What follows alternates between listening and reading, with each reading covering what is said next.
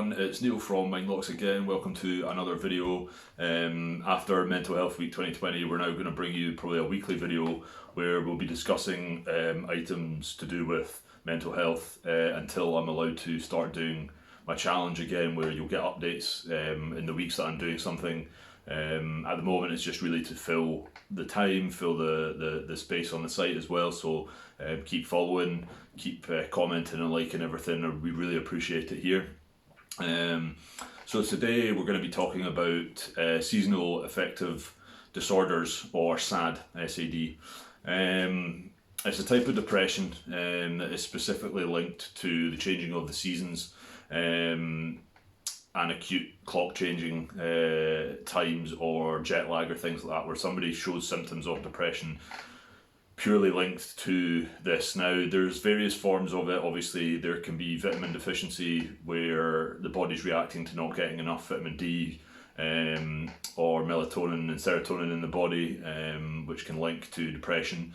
But there's a lot of other reasoning behind it as well, in terms of obviously where you live in the world, if you've moved, if the clocks have changed, all these things. Now, the symptoms are very similar to depression, so it is a form of depression, but it needs to be very carefully diagnosed if it is SAD, because obviously SAD is specifically linked to these things. So things like obviously loss of energy, concentration, not wanting to see people, sleep problems, sadness and hopelessness feelings, loss of appetite, prone to colds, flus, etc., suicidal feelings, or just any other depressive symptoms could be linked to seasonal affective disorder. Now, what I've done is I've had a look at the Mind website and taken some advice from them, so I've stuck all the links in below to chat about SAD, and obviously I'll leave the links there for you to go and have a look. There's a load of information there. It's one of the things that's actually really well researched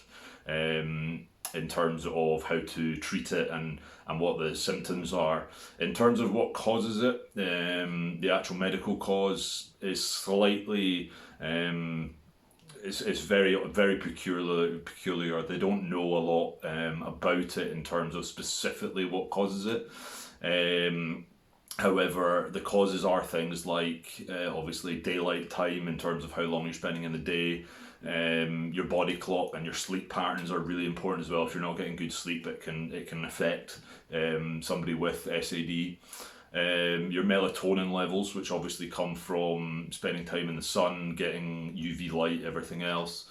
The weather and temperatures as well. Obviously, I live in Scotland, so in the winter it's pretty grim, and I know a few people that do suffer from mild SAD, where they struggle because of the seasons changing. They're great in the summer, but in the winter they just struggle because it's a lot darker here for a lot longer, and obviously the weather isn't as good.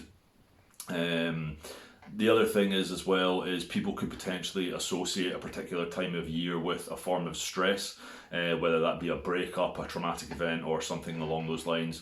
That can lead to further SAD symptoms, and obviously lead to the depression linked with SAD as well. So that's something to maybe consider if you're speaking to someone or thinking about diagnosis yourself.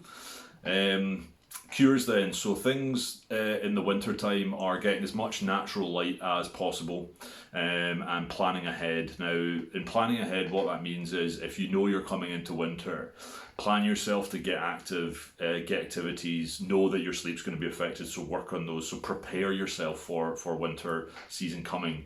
It can help you avoid SAD or help with SAD symptoms if you are showing. In the summer, I'm alright in the sun. I spend a lot of time outdoors. However, I hate the extreme heat. I don't think it's any form of SAD, but the similar kind of cures for that go for me. So obviously drinking loads of water. If I'm too hot, spending time in the shade, and planning time indoors as well for maybe a few days at a time to get myself away from the sun in the summer. All of those as well, in the approaching seasons, things that could potentially affect your skin or your diet or everything else in those months or in those seasons. You can make a care box as well, so that's something that you could potentially do for yourself, which can help you prepare for that season and avoid the depression and the symptoms linked with SAD. Out with that, there's also medication. So there's certain serotonin drugs which can deal with the anxiety side of SAD, which can help you obviously with symptoms that potentially are shown during those months or those seasons. Talking therapy as well, where effectively if it's a linked thing to maybe a trauma or something that's happened in a particular season, then it's something that people can do. So for me, for example, I'm not saying that I suffer from SAD, but at the moment in lockdown, there's a lot of things that I normally enjoy in the summer doing.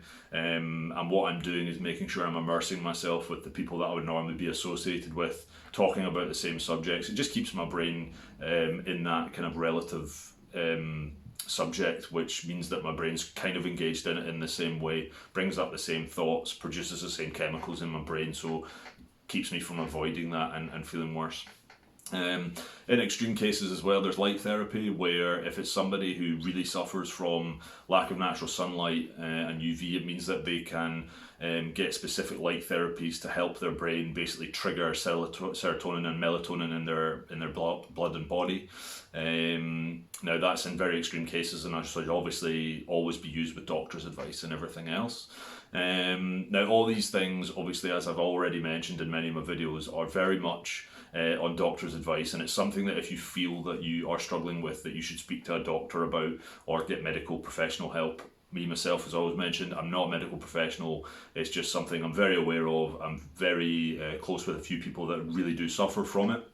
The other thing you can try if you think you are showing symptoms out with SAD in terms of getting natural sunlight and struggling in the winter months is making sure that you take plenty of vitamin D and vitamin D supplements. That's something that can help the body absorb any light that obviously is naturally occurring even in the winter months, which can help with the symptoms. But that's something you can necessarily try. Don't put off obviously going to the doctor if it's really causing you problems.